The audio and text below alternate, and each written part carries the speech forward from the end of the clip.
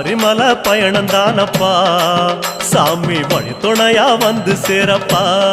சாமி சபரிமலை பயணம் தானப்பா சாமி வழி துணையா வந்து சேரப்பா பச்சிலைய கட்டிக்கிட்டு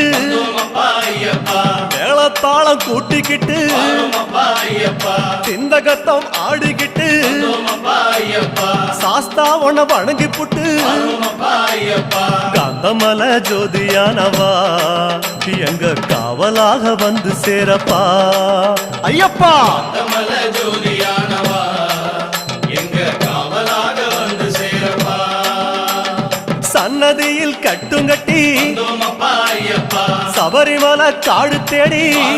ஐயப்பா